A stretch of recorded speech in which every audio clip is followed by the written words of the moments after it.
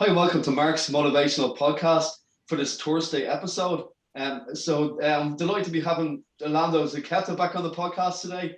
We're going to be talking about well-formed outcomes and NLP. So you're welcome along again, Orlando. Great to be here, Mark. Good to see you, and welcome everybody again. Yeah, it's great. And so today, I'm really interested in the subject because I'm doing your course at the moment, NLP Fusion. I can't recommend it enough. It's absolutely brilliant for anybody that's listening. Definitely do it. It's great, really good, very informative, and I'm really getting so much out of it. So that's where I'm at the moment, the well-formed outcomes. So it'd be great if you could explain for the listeners what a well-formed outcome is, please, Orlando. Well, that would be a good place to start, I'm sure, Mark. Yeah. Absolutely. A well-formed outcome is, funnily enough, an outcome that has been well-formed. Yeah. So if you could replace the word outcome with goal. What's the goal, and is it well-formed? What's the direction? What's the outcome? This comes from the NLP process of change, which is to start at the finish. And that is, when working with a client, when working with yourself, the first thing to start with is, what do you want? Where do you want to go? Who do you want to be doing it with? When do you want to be doing it? Building for yourself or building for the client in their mind a full representation of what they want in the future at a much deeper level than, I want a car. Well, you might want a car, but let's flesh that out a little, shall we say. Mm-hmm. So we've got the desired state, which is where we do want to go. And then we've got the present state, which is where you are now. And then in the middle here is what needs to happen to get from here to here, whether that be an NLP technique per se, utilization of skills, or maybe getting out in the world and doing something a little different. So the outcome is the desired state, where the person wants to go. How it becomes well-formed is, does it meet or exceed certain criteria? And those criteria, there are four primaries and a secondary, if you like. Those criteria are, number one, it must be stated in the positive. Now, what I mean by that is, especially after the lockdowns here in the UK, a good number of clients, even that are seeing me for other things, have said, oh, by the way, wondering if you could help me out with some hypnosis or something. I don't want to be fat, or I don't want to be quite as round as I've become. Yeah. And instantly, my first question to them is, well, if you don't want to be fat, what do you want? Right. And it's never ceased to surprise me, the range of answers that come from that. The opposite would seem to be, I don't want to be fat, I want to be slim. But I've never actually had anyone say, I want to be slim. I've had people say, well, I don't want to be fat, I want to be healthy, I want to be fit. I want to be able to go for a walk, including up some stairs with my kids, and not be near on having a coronary at the top of the stairs, you know. Yeah. And our neurology it works in such a fashion that our neurological responses are more active at the end of a task than they are during it. For example, if I reach over and grab this glass of water, the moment my fingers contact that glass of water and all of the connections occur to open the hand, close the hand, and then utilize muscles to bring it to my mouth, that moment is faster than my hand getting over there. That is, there's more neurological activity. Same as when I bring it to drink. At the moment that it touches my lips, there's more activity happening at a greater rate and speed than just simply moving the glass. So our neurology is designed to go towards things, to actually aim for something. And the closer we get to it, the faster we go. That being the case, building that well-formed outcome to be stated in the positive is to know where you want to go. Mark, if you were a travel agent and I walked in and said, Mark, nice to meet you, my budget's £2,000, I want to go on vacation, all inclusive, and I do not want to go to France, where am I going? Wherever you pick. Who knows? Now, to me, A business savvy travel agent will do a quick equation in their mind and they'll tell you where you're going to be going, which is the highest profitable destination for them. But more likely, and in reality, the person's going to say to you, well, I understand you do not want to go to France. Where do you want to go? Exactly. Now, the moment you start advising, I want to go to St. Lucia and I want to go to a resort, and as soon as you start giving that information, both parties are now aiming towards what it is that you want with the criteria that's there, budget, etc. So stating things in the positive often completely changes the perceptual position of the individual to what was the problem. They're now looking for what do they want as a solution as opposed to not have a problem. So that's one big change, is stating it in the positive. Second, it must be initiated and maintained by the individual. So I'll ask a lot of questions, and the questioning techniques come straight out of the handbook of the meta model, which was the first model of language that John Grinder and Richard Bandler put together in the very early days of NLP.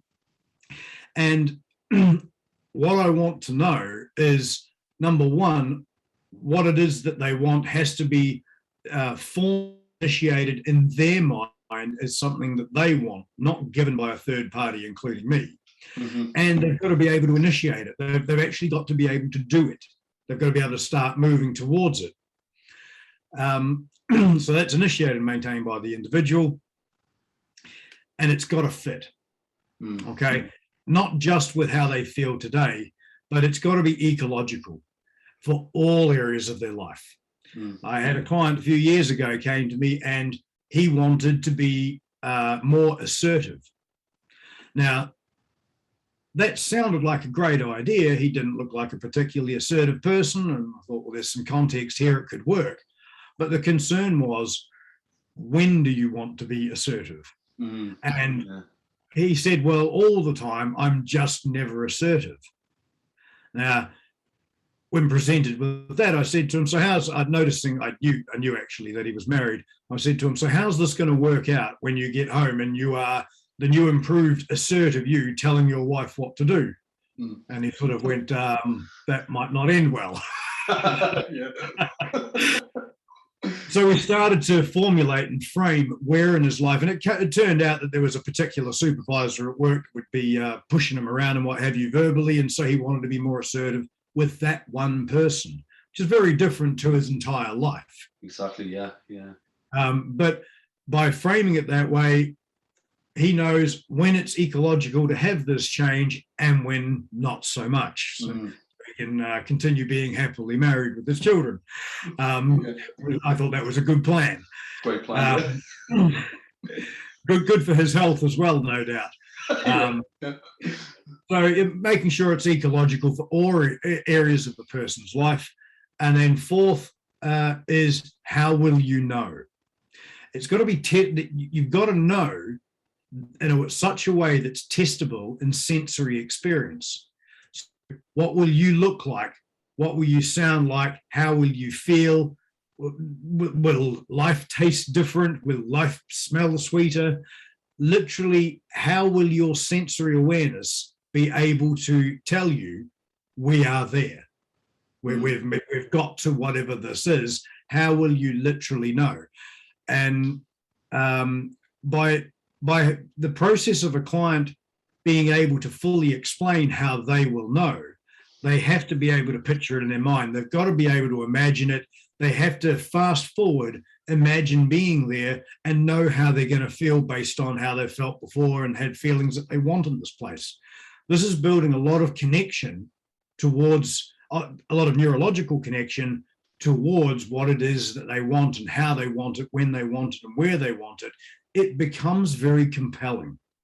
So it's very different to other ways of doing things. So number 5, I should mention quickly, is that any benefits or byproducts of a secondary gain must be preserved.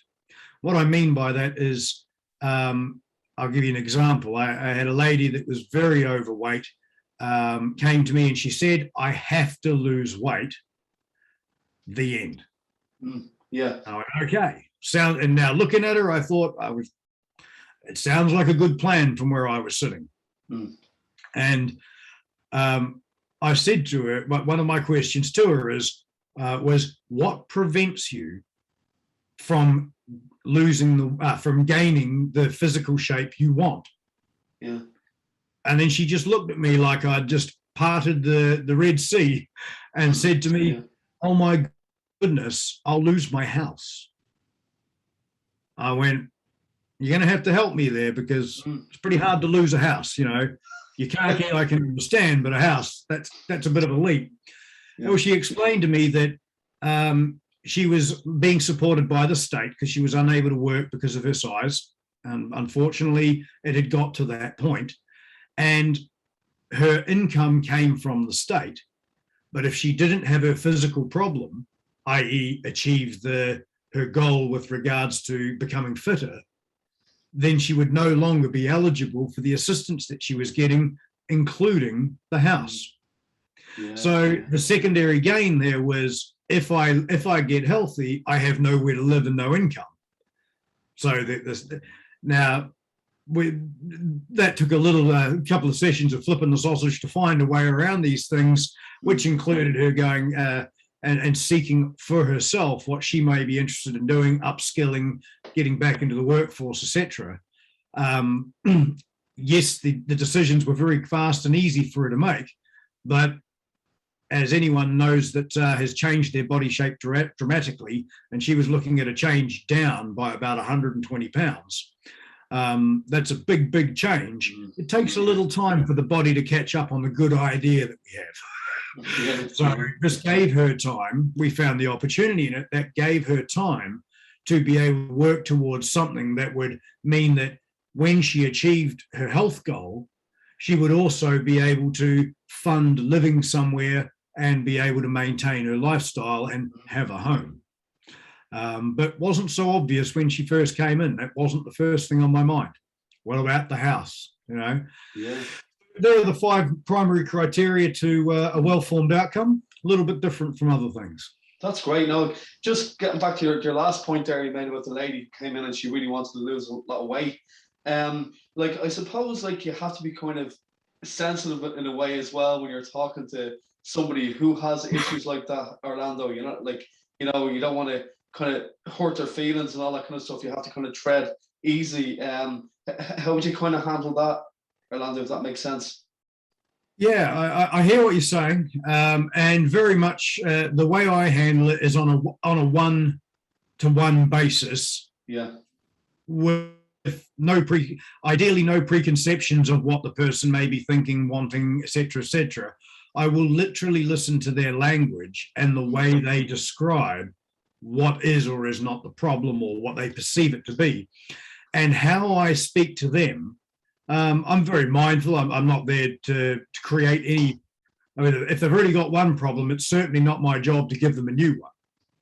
But in saying that, sometimes I will be very direct. If another client I'm thinking of said to me, I would like to lose a little bit of weight. And I said, well, what would be the point of that? And she said, well, what do you mean?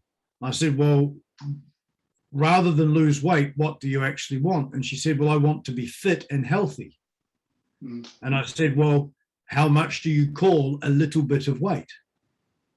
And she said, oh, a few pounds, maybe 10. And I raised an eyebrow and I said to her, do you seriously believe you're going to be fit and healthy if you lose 5 or 10 pounds? Now, again, this lady was on an extreme to obesity. And I'm not a medical doctor. It's not my place to make decisions like that. However, in my completely, as John Lavelle would say, in my completely unscientific opinion, in that moment, it wasn't going to cut the mustard, as you say here. And I said to her, well, what advice have you taken from a health professional with respect to what would be a target for you to achieve? And she said, oh, well, they've said 60 pounds. And I said, well, what's 5 or 10 going to do? Is that a progression or what's the point? Now, that can sound a little brutal. However, I'm going to call it as I see it. I'm there to tell the truth. Yeah. I'm certainly not going to be nasty for the sake of nasty. And there's plenty of that going on the internet if people really want to find it. But again, it depends on the interaction with the individual.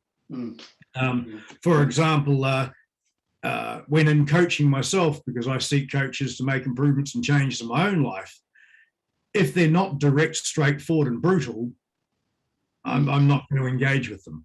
Simple as that.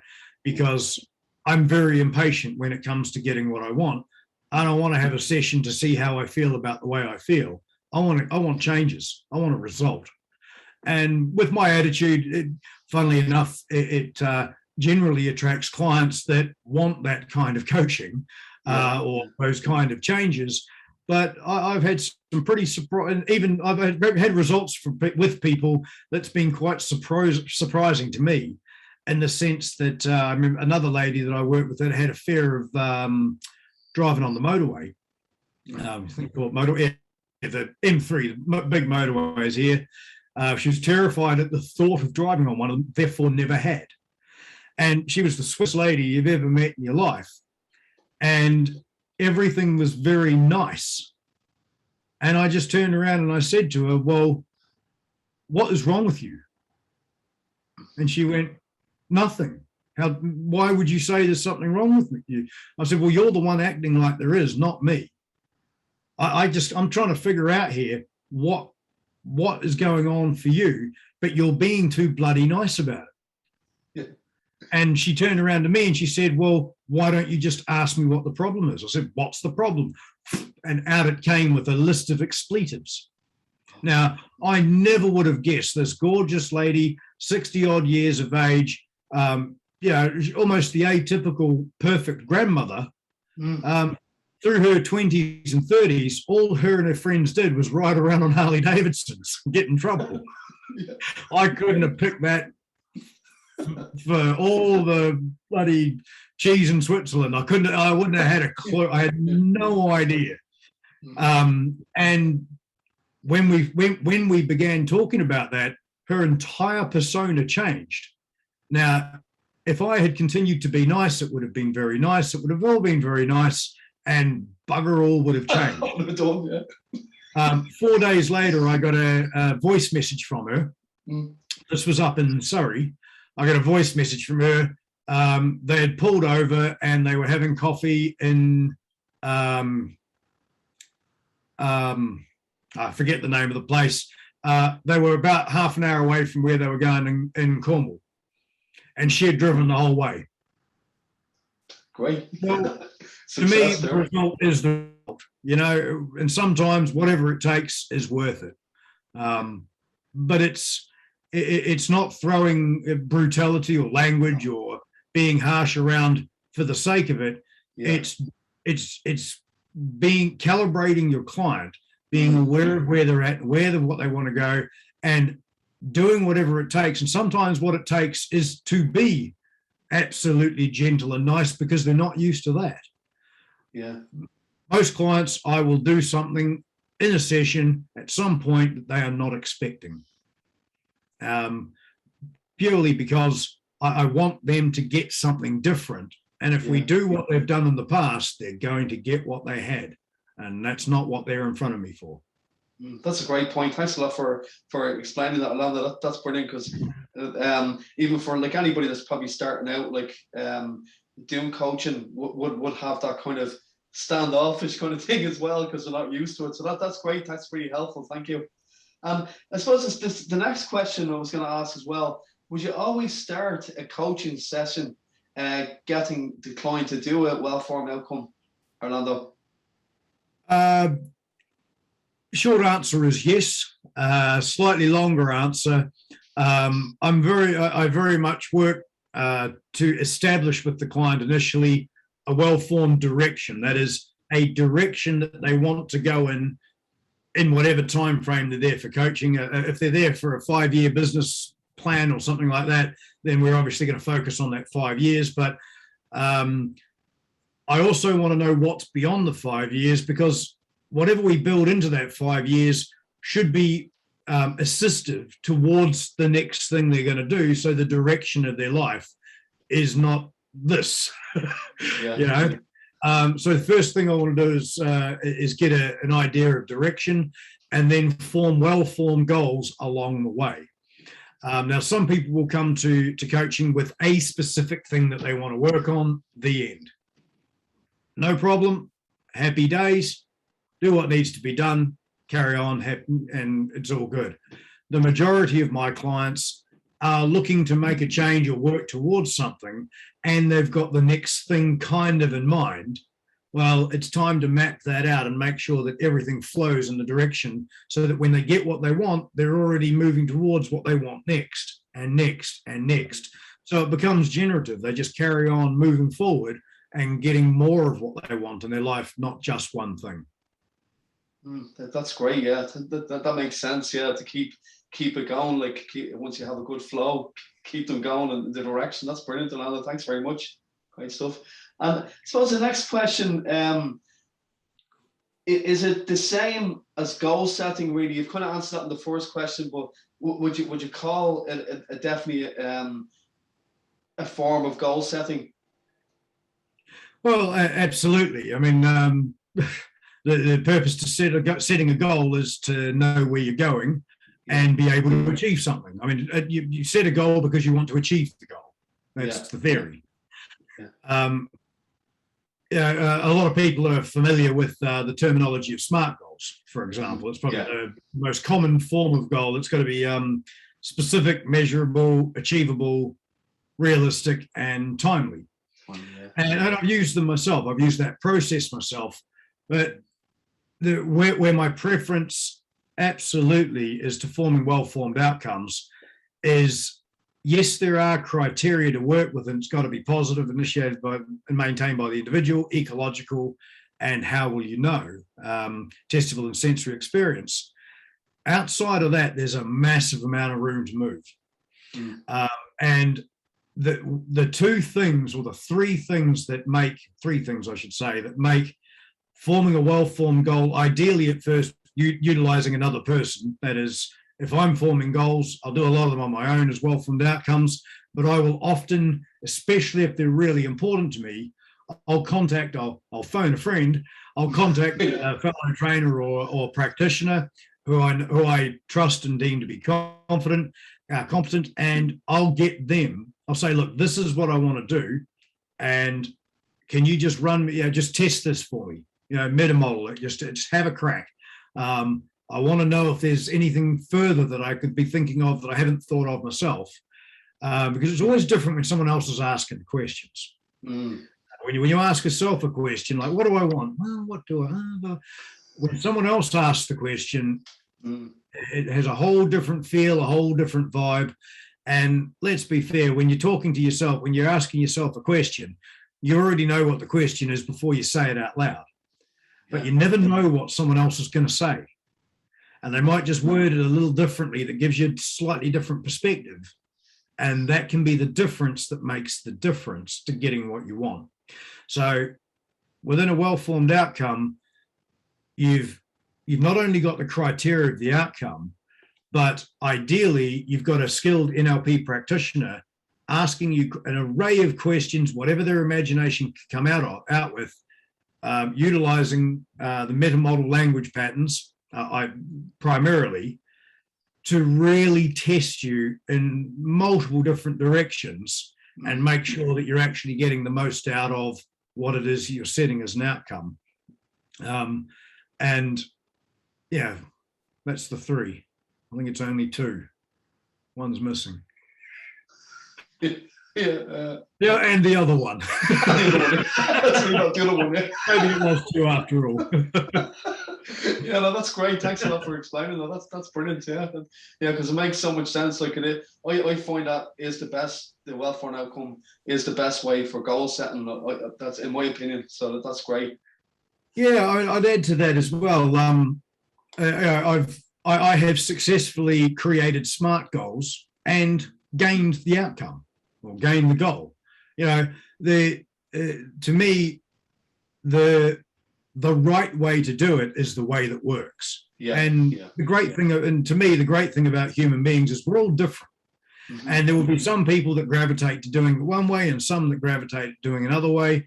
My strong suggestion is if you utilize SMART goals or CLEAR goals or another one, there's actually an acronym for dumb goals. But whatever system you're using, if it's working, keep doing it. And I would also implore you to look into the potential of expanding any of those goals with someone that knows what they're doing, as a practitioner of NLP, to test it as a well-formed outcome so that you've had the experience of both. Because in my experience, it's not a matter of which one's more important or better than the other. What happens when you take two really good ideas and put them together and use them in synergy? If you're anything like me, you get what you want faster, and I'm just too damn impatient to only want one way to do things. Yeah, that's a great way to be, Orlando. Fair play. Works for me. No, thanks very much for that. That's brilliant.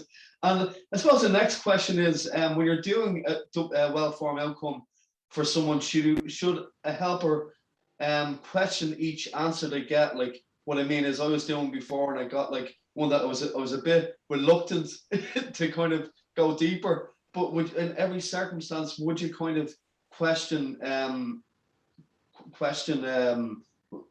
the reason why they've said that, like the answer they've given you? Not necessarily. And personally, to me, the gauge is this. If the client says something in response to a question you've asked, especially if it appears to you as the helper, as you say, that they may have surprised themselves with their own answer, number one is to give them space to process that and just think it through. Yeah. Because they may have just found a solution for themselves or be on track towards doing so, which is part of that well-formed outcome initiated and maintained by the individual, giving the individual the space to think things through.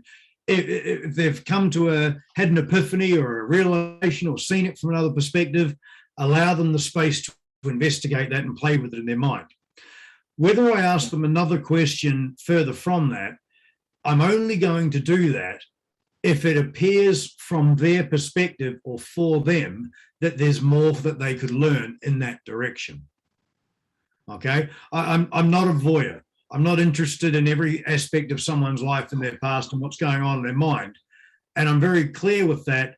The only information I want them saying is information that's going to be useful for them achieving their well-formed outcome and the things that they want in their lives. The short answer is no. I don't have a rule that questions everything that comes out of their mouth. The two main times that I ask a second question is one if I think that there's more value for them to gain by expanding their answer, or number two would be if I've asked a question and they've answered it, but they haven't actually answered the question, they've just said an answer. An example of that would be if I was to say to them, well, who do you want this outcome? Who do you want this outcome with? Let's say it's a communication outcome. Who do you want this outcome with? If they were to say, well, people, because it's good when you communicate with people, and it's nice that people like talking, and it's really good to do that, isn't it? I won't accept that as an answer. They haven't actually answered the question. No. The question was, with whom do you want it? Well, people. Well, go figure. There's 8 billion of them. Let's narrow it down a little. Let's just get a little more specific than 8 billion and change, I believe. But so those either the second question is to widen their answer for them, or get them on track and actually push them to answer the question, because often it's those questions that get inadvertently avoided. And when I say inadvertently, a lot of people aren't doing it. They're not answering the question on purpose. It's almost out of habit. It's not really something they're consciously thinking about. They hear a certain type of question and the atypical answer comes out. And when you actually stop them and say, hang on, no, this is the question, think about it, then reply, it's a different process occurs, and that information can sometimes for them be quite a revelation, because they're so used to being on autopilot that they're not actually thinking it through in a different way. They're remembering, they're not thinking. Yeah, no, that's great, Orlando. That's really, really helpful for anybody that's listening. If they're practicing this stuff, so that's really helpful for me as well. Thanks, Orlando. That's great. And I suppose the next one is, just say for instance you're doing a well-formed outcome with somebody, and is it always good to take notes and share it with them afterwards, so they know what they're doing? Would you recommend that yourself, or? Well, taking notes is always a good plan, depending on your memory, of course. I took a lot more notes when I first started out than I do now. Okay. A lot of my notes now look like ciphers and code and hieroglyphics, but I use doodles and pictures and things to remind. I mean, some of it's actually writing. It just looks like a picture. It's just abhorrent writing. But I might note down a word or a phrase. If a client says a particular word or phrase in a very particular way, and then they exhibit they almost have a physiological response to their own phrase. Yeah. Often I'll note that down because I want to get the phrase exactly how they said it. But these are usually only 3, 4, 5 words at the most. When someone's conversationally just talking like I'm talking now, and then halfway through that piece of information that I'm delivering, the client turns around, they go blah blah blah, and then they just say, "Because I'm just not good enough," or they say, "Yeah, it's like I've said to myself my whole life, you're just not good enough." And then I just think about something else. Now that little phrase, their whole body changes, their tone of voice changes, and I'll hone in on that, and I might write that down. Yeah, you're just not good enough. And the reason I'm writing it down is it's not so much so I can read it later. I'm highlighting it to my brain and neurology. It's not just the words they just used, it's also how they said it. Remember this. Yeah. Because if it's pertinent to do so, it may be part of the change work to make a change to how they're speaking to themselves. And I've now got a really good starting point that we can play with, that they can relate to because they said it. Yeah. But as for I don't think I've ever written notes and given them to my client. If they want to make notes, they can make them themselves. I don't recommend they do because they're going to be too busy, quite frankly. But look, this NLP is not. It's not in essence an academic topic. Okay, it's not an objective topic. It's a subjective topic. Model, I should say. It's a subjective model of human behavior that is subjective behavior. Therefore, I make very few, because when I'm with a client, I'm not just listening to what they're saying. I'm watching what they're doing. I'm getting a feel for the situation. I want to see how they're using language.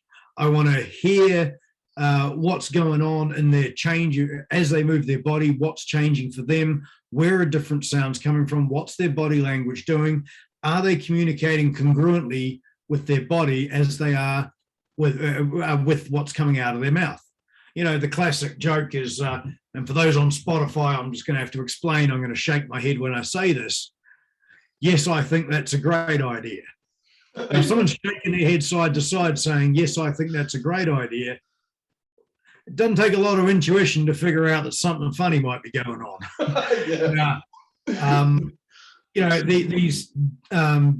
The use of the human body can be phenomenally subtle, from movement of eyes to discoloration of skin to muscle movements to idiosyncratic movements, and all of its communication. You cannot not communicate. You can't. No matter what I say to you, anything you respond or choosing not to respond is sending me a communication. Yeah. And I'm not someone who sits there and makes a lot of notes ignoring my client. I'd rather sit there watching the client. Yeah. With regards to notes, I mean, what I do write down is generally illegible to most people, sometimes even me. So it's not going to do them a lot of good giving them a copy of those notes. Brilliant. Yeah. No, that's great. Thanks for that. Thanks. Yeah. So the next one I was going to ask you was, do you know when someone's setting a well-formed outcome, does it have to be something that how could you put it?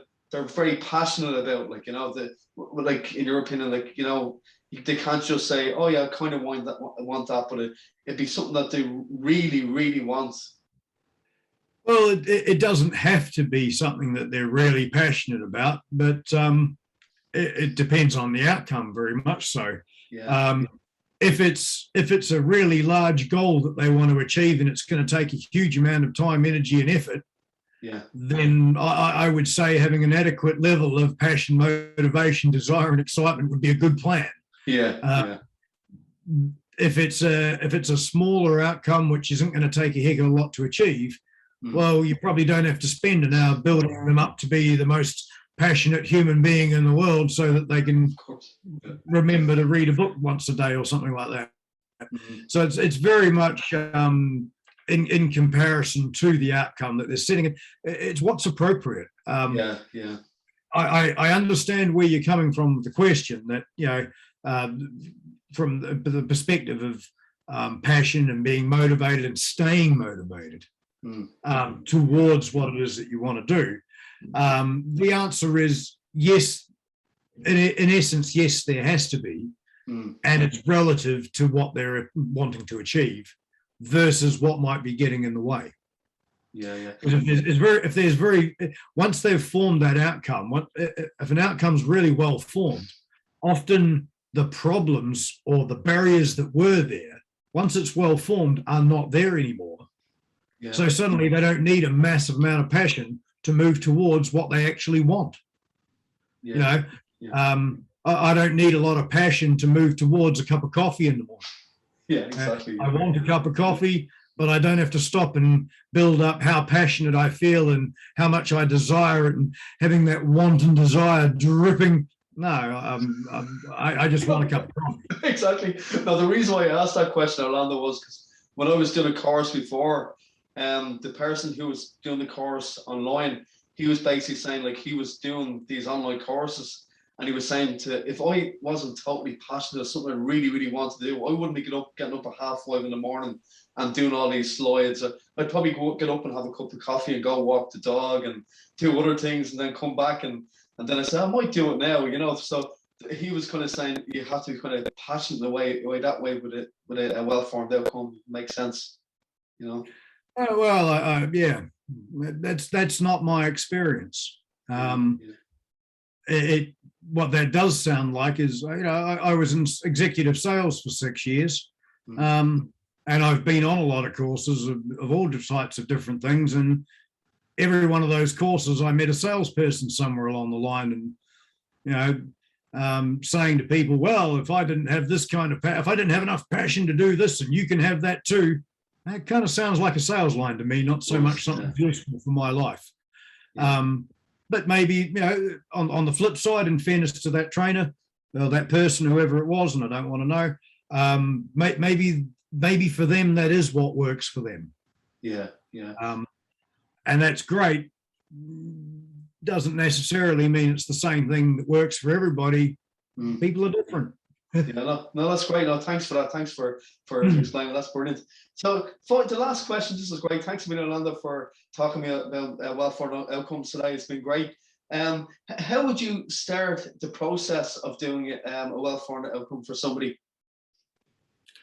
I usually start with hello. I find that's the polite way to start. What do you mean by that? How do I literally start with a person in front of me, or? Yeah. Well, I suppose, like, how would you, like, kind of, you know, if you had somebody there you were doing the outcome with, like what questions would you elicit to start off the that's easy session? Sorry. Sorry, I understand that now. The first question that I'm going to ask in some way, shape, or form is, what do you want? Yeah. Not what you need, not what would you like, not what do you wish for, not what's your heart's desire. What do you want? Now, I might frame that in context in a different, I might ask the question slightly differently. If someone's come to see me because they've been having panic attacks, I'm probably just going to say to them flat out, right, so I've got on the form here, it's something to do with panic attacks. So tell me, what do you want? And I will ask it that blatantly. And 9 times out of 10, they're going to say to me, I don't want to have panic attacks. And I'm going to go straight into, well, if that's, and my hands come out to do the talking. I'm very lucky. My father's Italian, so I learned to use these to talk. It's a very effective way to communicate. But I'll say to them, right, so you don't want anxiety to have panic attacks. What do you want instead? Well, didn't know you meant that. Well, that's right. That's okay. That's my job to guide this conversation. So, and away we go. If someone's books in with me for six sessions over 6 months of coaching while they for change management, while they're making some big changes in their business, they want to make sure they manage themselves, their personal life, their state of mind, their mindset, all those things through that process, then I might ask the question, well, welcome, Mark. Today's session 1 of your 6 months of change management coaching. So let's just start out with what do you want to achieve over the next 6 months and at each month and into the future beyond? Let's just think about this as a direction. Where do you want to go with this? I'm still asking where do you want or what do you want, but I'm going to ask a little more ambiguously because we're now talking about a 6-month arrangement and I want to know what they want out the other side of it. Great, yeah. And once I've got that overview, that direction I spoke about in the beginning, then I'll break it down into, right, well, let's work out what we need each of these 6-month sessions to be achieving so that you know that you're on track so you can test it in your experience. Yeah. And away we go. So we might end up with 5 mini well-formed outcomes and then the outcome, which is ongoing and for the rest, for however long and are finished. But it really is as direct as that. I think, as you know, I've spent a lot of time training and spending time with Dr. Richard Bandler, and there's a lot of things that he teaches that I've really taken on board. And one of them is that it was his, and it's also my experience, that generally, and it's not just with regards to NLP, it's in life in general, that human beings seem to have an amazing capacity to take something very simple and make it really fucking complex and difficult. Yeah. And look, I put my hand up. I've done it many times before where I've looked back on what I've completed and gone, my goodness, did I make that harder than it had to be or what? You know? Yeah. But, you know, to err is to be human, thankfully. And the process of, you know, in the realm of hypnosis, if you want a client to close their eyes, tell them, close your eyes. Now, how you tell them, the intonation you use, the voice you use, what the timing that you use can all produce more of an effect or less, but nothing's unrecoverable. I mean, I've had client sessions where they've said, do you do hypnosis? And I said, well, I can do. And they go, well, I'd like some, please. And I'll say, well, close your eyes. And I'll say nothing for a minute. Eventually they open their eyes. I said, have you finished? And they go, well, what do you mean? I said, well, you're paying for this. You told me that's what you wanted. I don't know what else. You didn't give me any more instructions. And I'm grinning away while I'm doing this, of course. And then we get on to, well, how about I'm running this session? How about I lead it from here on in, and you know, we might do it that way instead. And they go, oh yeah, okay, well, you know, having a sense of humor, I think, is one of the most powerful allies that anyone can have in any situation in their life. My mum passed away in 1999 with cancer and other things, but yeah, literally the last memories I have with her is she's still joking. She was still making plans. You know, a few weeks before she died, she did a lot of cross stitches and things, and she started making a tablecloth, something that took her, you know, doing it for pleasure, took her 4 or 5 months to do. She started a couple of weeks before she passed. And people said, well, why did she start? Well, because she wasn't done. She was constantly filling the inbox because she wasn't sitting there waiting to die. She wasn't going to sit there and have a bad day after bad day. If something funny happened, she was going to laugh. And her wit and her sarcasm got her through many trials and tribulations, including her fourth son, which is me. You know, looking back, I was probably a proper pain in the ass, but my mother's sense of humor probably got her through. I think any woman that's brave enough to raise 5 children must have a sense of humor at the least. But that's why I slightly digress. But yeah, look, it's very much keep it simple. If you want to ask it, actually, John Lavelle, who co-trains with Richard, he says constantly, if you want to ask a question, ask the question. What is the question? Well, I was wondering if no. Well, it occurred no. What do you want? I want blah, blah. Now, we can all understand language like that. It's not about having a degree in linguistics or having a vocabulary of 70,000 you can impress your mates with. It's asking questions in a way that people understand so that they can answer it for themselves. Because when my goal with all of my clients is to become redundant, okay? The sooner they don't have any requirement of my services, the better that proves I've done my job. Simple as that. That's great. That's grateful. I've been fired by a client. One of my proudest moments in coaching. Session number 4 of a 6-session package. The client contacted me. Session number 4, he ended the coaching session early, and then he sent me an email thanking me very much for my time. Was very pleased with all of the results, and he had that much to get on with. He really didn't see the point in having our next sessions. I followed up with him a year later, and I got a lovely email back saying, oh, it's really, really nice that you're still thinking of me. He made a joke because we were joking all the time. He said, I guess this means that you've had a high power bill and you need another client. Is that why you're contacting us? Something to that effect. And then he went on for half a page to tell me about how wonderful his life was and how well things were working out.